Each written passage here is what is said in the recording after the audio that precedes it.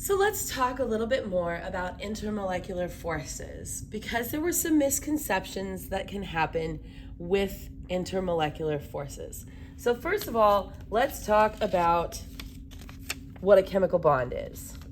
All right? We have three types of chemical bonds. We have ionic, covalent, and metallic. Ionic being the strongest because you have that collective electrostatic attraction between all the different ions in this giant crystal lattice.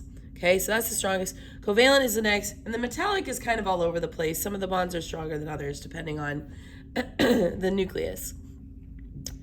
The really important thing to think about with chemical bonds is that the bonds are between the atoms. So for example, if I have a water molecule,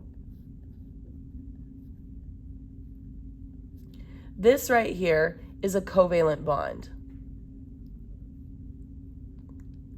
Okay, this right here is a covalent bond. It is a bond between the oxygen and the hydrogen. Two nonmetals bonded together, that is a covalent bond. All right? The other thing that we have are our intermolecular forces. Okay? And our intermolecular forces are hydrogen bonding, which is not a bond. Big misnomer there, okay? Hydrogen bonding is not a bond, it's a misnomer. They call it hydrogen bonding because it is the strongest of the intermolecular forces. It is the only one of them that is close to being as strong as a bond, but it is not a bond, all right? We have dipole-dipole interactions, and then we have London dispersion forces. Those are our three types of intermolecular forces, okay? Hydrogen bonding being the strongest, and then decreasing down to London dispersion forces.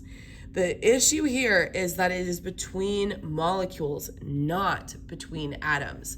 So an intermolecular force, let's just do another water molecule example. So here I have my water molecule, right? It has a slightly negative end and a slightly positive end, all right? My hydrogen's being the slightly positive end, my oxygen's being the slightly negative end. What I mean when I say hydrogen bonding is that if I have another water molecule like this, you'll notice I drew this one upside down. So the slight negative is at the bottom and the slight positive is at the top. This slight negative and this slight positive are going to have a little bit of attraction, okay? This slight negative and this slight positive are going to have a little bit of attraction. So this right here and this right here, those are hydrogen bonds. And you'll notice they're not actually connecting my water molecules to each other. They're simply a force of attraction as the water molecules move past one another.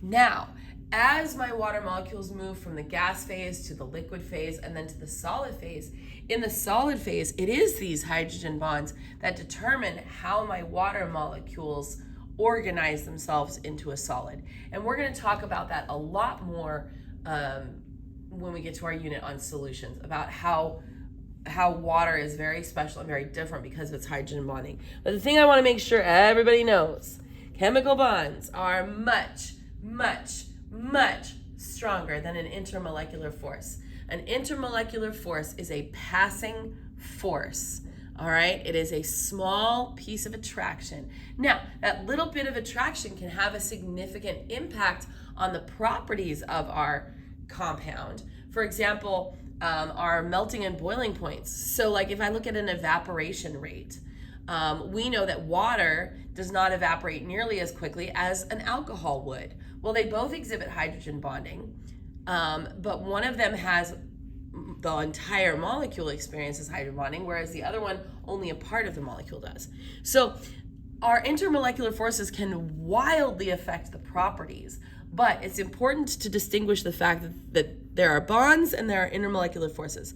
The bonds are between the atoms, and the intermolecular forces are between the molecules, all right? So really important thing to distinguish there. So let's talk first about hydrogen bonding. Okay? Hydrogen bonding is a type of intermolecular force where we have, within our molecule, there is somewhere where we have a hydrogen bonded to an oxygen or a fluorine or a nitrogen. One of those three types of things. Wherever that happens in our molecule, we are going to have hydrogen bonding available when it passes by another molecule. Okay, so be very careful. Hydrogen bonding is not actually a bond. It is an intermolecular force. So let's start with our dear lovely friend water. All right, I've got some water molecules here.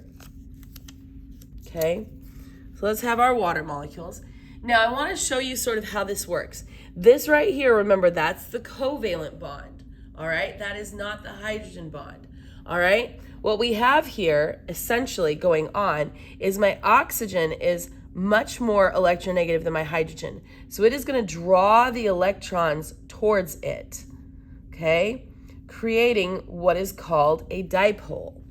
All right, that makes this end of my water molecule, the side where the oxygen is, slightly negative, and the end where the hydrogens are is going to be slightly positive.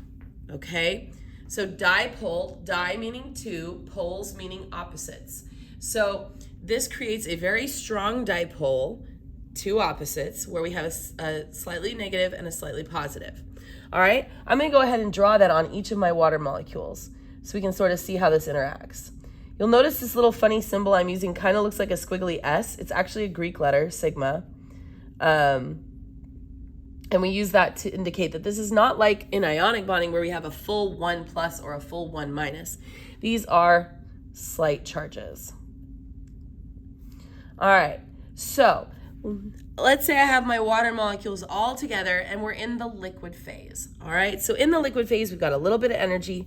So as my molecules are moving past one another, okay, as this molecule moves past this molecule, this slightly negative and slightly positive are going to experience hydrogen bonding.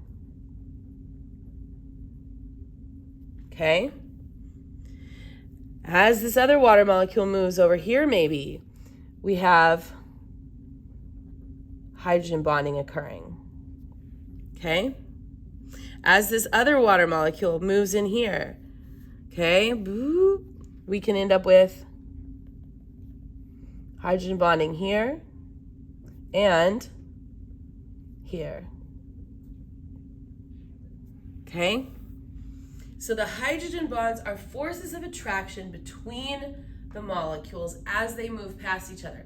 Now, my water molecules have enough energy that they're going to keep moving past one another. This doesn't solidify into a solid until we lose enough energy to go into a solid. So our hydrogen bonds are made and then broken as things move away. Okay? The only time our hydrogen bond actually sticks is if we decrease the energy enough to go down to a solid.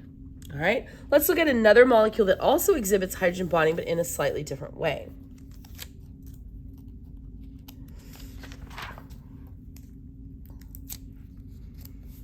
So this right here, C2H5OH, this is a molecule of what's known as ethanol. So this is alcohol, like what you would find in an alcoholic beverage. All right, but this molecule is what makes an alcoholic beverage alcoholic. Now, one thing that is true of all alcohols, and there's many different types of alcohols, this just happens to be one that we tend to ingest as adults, okay? In this molecule, I want you guys to notice something. First of all, here we have our hydrogen-oxygen bond. So we are going to have a dipole going this way, where we have a slight positive and a slight negative right there, okay? But the rest of this molecule is actually all same. See how we have carbons and then we have hydrogen, it's all symmetrical? So this part of my molecule is actually fairly nonpolar. The only place we have any polarity where we have a dipole is here on this end, okay? And that's going to be true on all of them, okay?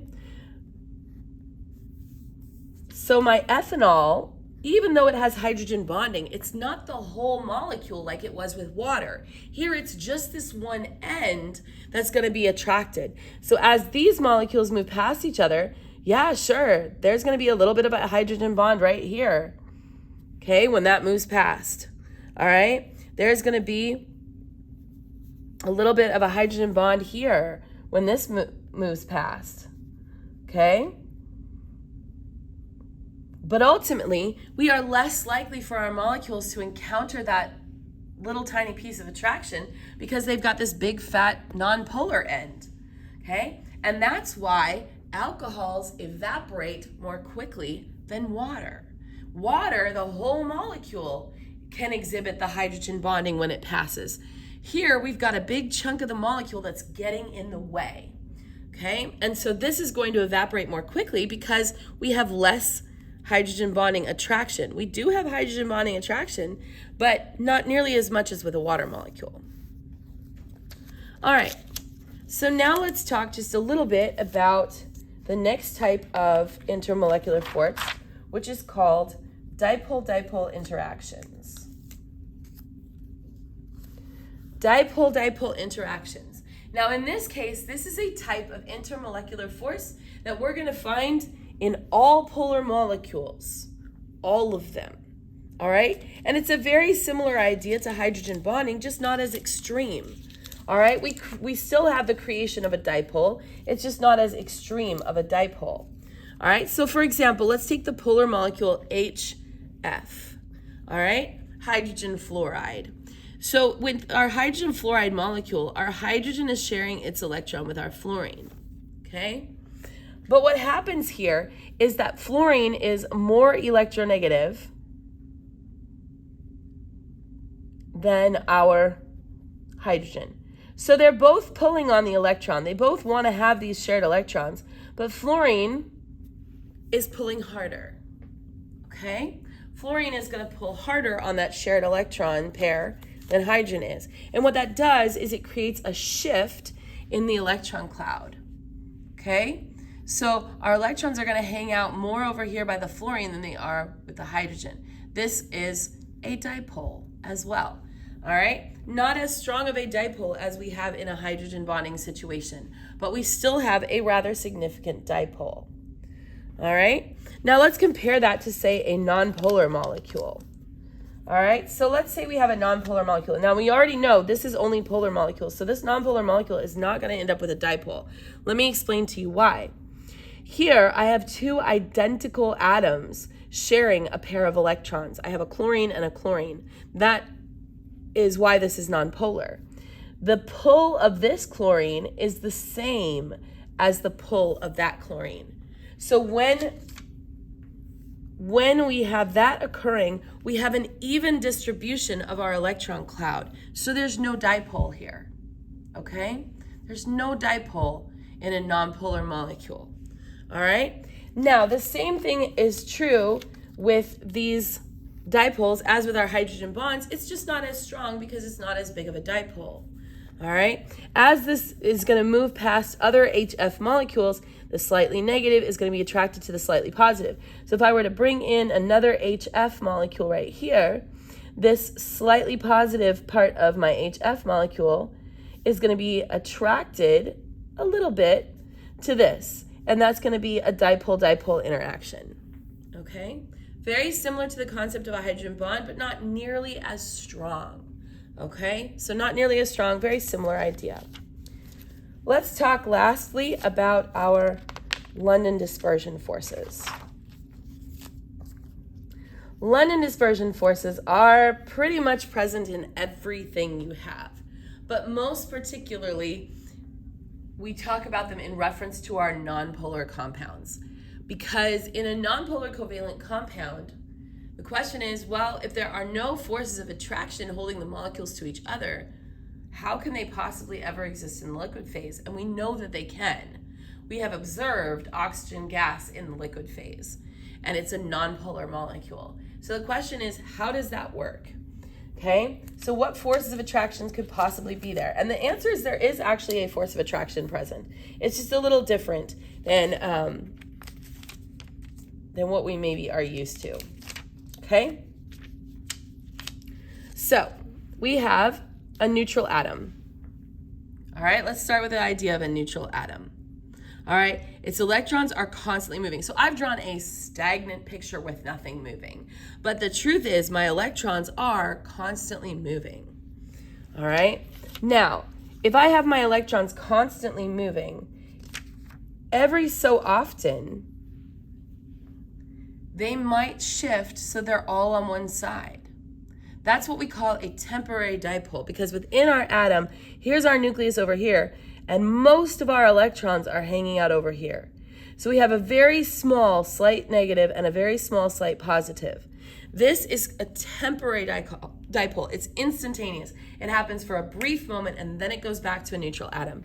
So my neutral atom can become a temporary dipole, but then will very quickly go back to being a neutral atom.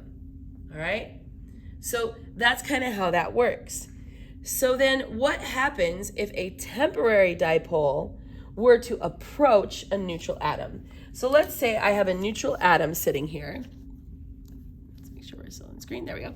I have a neutral atom sitting here, and it's approached by a temporary dipole. Let's go this way. All right, it gets approached by a temporary dipole. Well, this little tiny bit of negative charge is going to attract the nucleus closer and push away those electrons. So we're going to get what is called an induced dipole. It's going to induce my neutral atom to become a dipole like itself for the brief moment in time that they are next to one another. All right? So this temporary dipole approaches a neutral atom. The neutral atom becomes an induced dipole. There's a moment of attraction, and they move away from each other, and we're back to being neutral atoms again. So it is an incredibly weak force of attraction, but it does exist. All right, it does exist. It's a temporary dipole that can create an induced dipole. So our induced dipole is instantaneously created by the approach of a temporary dipole. And again, this is present in a non-polar substance. It's really present in everything, but specifically in a non-polar substance, this is the only force of intermolecular attraction that we are going to have, is these induced dipoles that we have.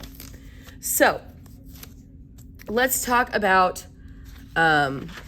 looking at some of our molecules and talking about their intermolecular forces and sort of how do we know what intermolecular forces are going to be there.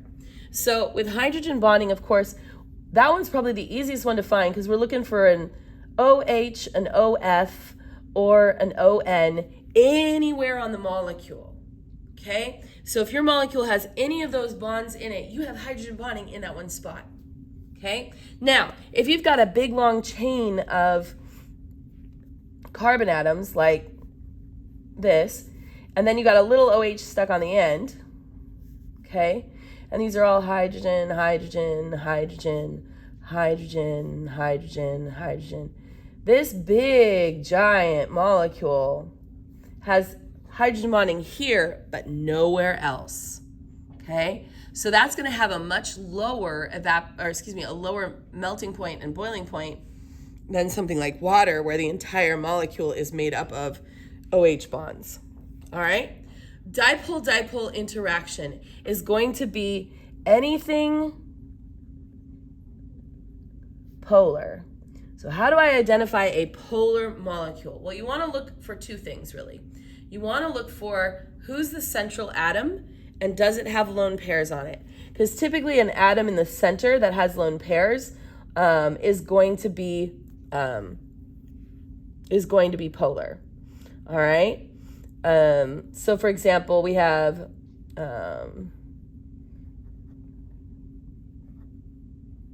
CNO. All right. Now, our central atom does not have any dots on it. However, it's not symmetrical. We have a carbon on one side and an oxygen on the other. That's all different things. So this guy is going to be polar. So it will have dipole-dipole interactions. All right. The last one, London dispersion forces. This is something that we find is the only intermolecular force for something nonpolar.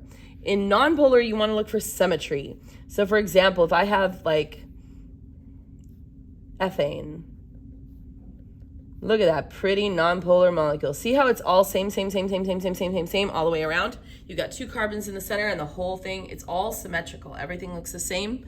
That's going to be a nonpolar one, okay? So watch for those. A good way to know something's nonpolar also is if you have identical atoms. So, for example, I talked about how O2 gas is nonpolar. That's because we have two oxygen atoms bonded to each other. Equal electronegativities, equal pull. Okay, so that's going to be a non-polar molecule, and that's going to exhibit London dispersion forces. So that's kind of how we figured that out. So the properties that are controlled, major things here are things like evaporation, melting points, boiling points. When we look at, why did this evaporate faster than this, it's largely because of the intermolecular forces, okay? Why did this melt faster? Well, because this has less strong intermolecular forces than something that would melt at a higher temperature. So the stronger the intermolecular forces, the more that's going to drive up the melting points and boiling points. Hope that helps.